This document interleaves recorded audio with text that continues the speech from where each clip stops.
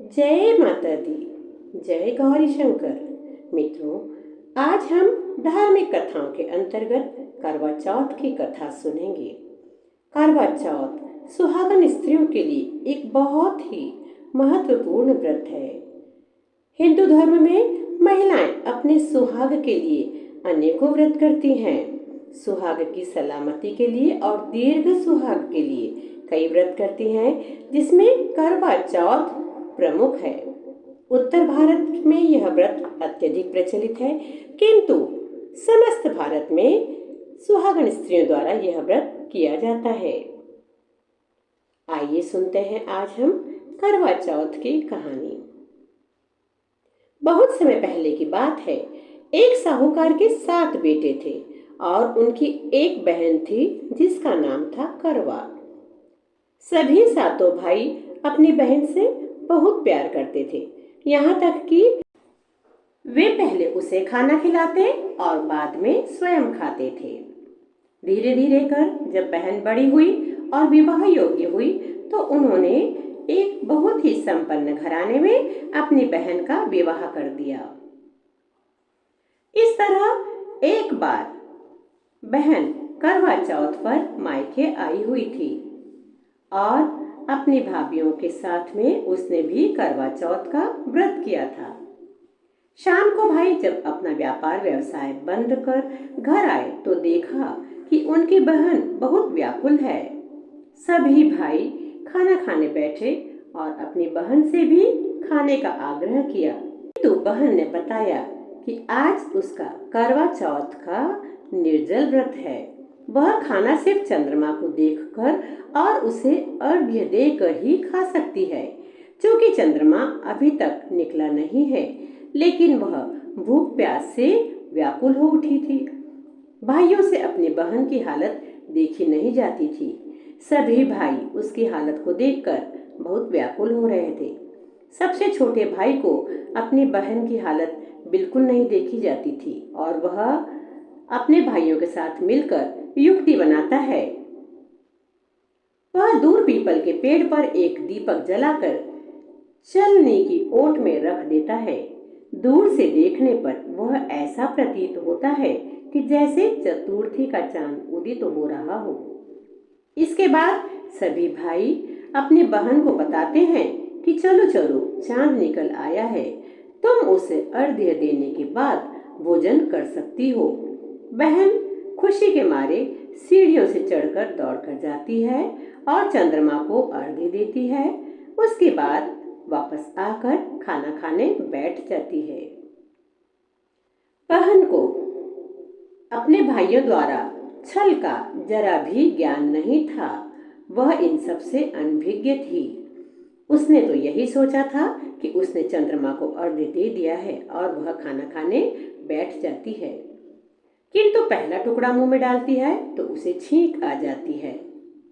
दूसरा टुकड़ा मुंह में डालती है तो उसमें बाल निकल आता है और जैसे ही तीसरा टुकड़ा मुंह में डालने की कोशिश करती है तो उसके पति की मृत्यु का समाचार आ जाता है और वह बौखला जाती है, बुरी तरह रोती है और निढाल हो जाती है। तब भाभीियों से उसकी यह हालत देखी नहीं जाती और वे उसे सच्चाई से अवगत कराती हैं कि उसके साथ ऐसा क्यों हुआ है। करवा चौथ का व्रत गलत तरीके से टूटने के कारण देवता और स्वयं माता जी उससे नाराज हो गए हैं और उसे इस रूप में दंड मिला है। सच्चाई जानने के बाद करवा निश्चय करती है कि वह अपने पति का अंतिम संस्कार नहीं होने देगी और उसने मन में ठान लिया था कि अपने पति का अंतिम संस्कार नहीं होने देगी और अपने सतीत्व से उन्हें पुनः जीवित कराकर रहेगी, उन्हें पुनर्जीवन दिलाकर रहेगी। वह पूरे 1 साल तक अपने पति के शव के पास बैठी रही, उनकी देखभाल करती रही। उनके ऊपर उगने वाली सुईनुमा घास को वह एकत्रित करती जाती थी। 1 साल बाद फिर करवा चौथ का दिन आया। उसकी सभी भाभियां करवा चौथ का व्रत रखती थी। जब भाभियां पूजा के बाद उससे आशीर्वाद लेने आती हैं तो वह प्रत्येक भाभी से यम सुई ले लो, पिए सुई दे दो, मुझे भी अपने जैसी सुहागिन बना दो, ऐसा आग्रह करती है।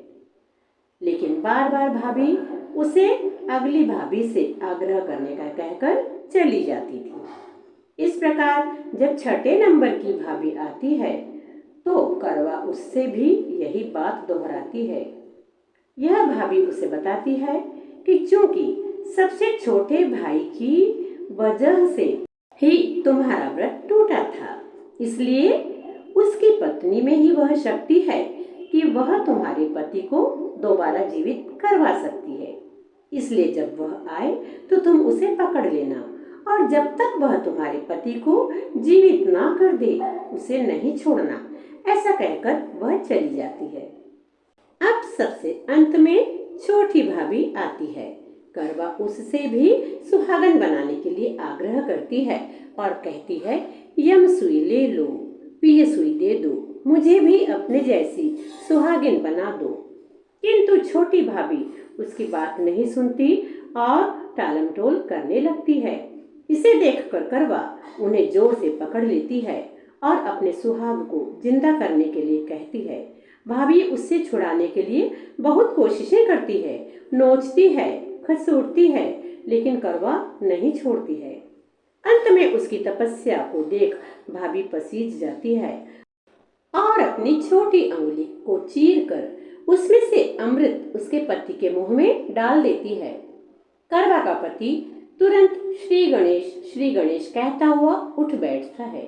इस प्रकार प्रभु कृपा से उसकी छोटी भाभी के माध्यम से करवा को अपना सुहाग वापस मिल जाता है। करवा अपने पति को पाकर बहुत खुश होती है और प्रतिवर्ष करवा चौथ का व्रत पूरे नियम, श्रद्धा और विश्वास के साथ करती है और उसका सुहाग अमर हो जाता है।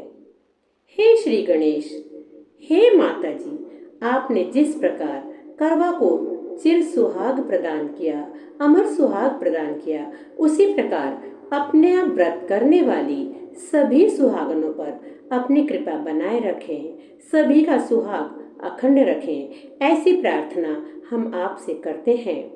हे माता, हमारे सुहाग को अमर रखो। हमसे व्रत करने में यदि कोई भूल हो जाती है तो उसे क्षमा करें और हम पर अपनी कृपा सदैव सदैव बना रखें। जय माता जी, जय श्री गणेश, जय करवा माता।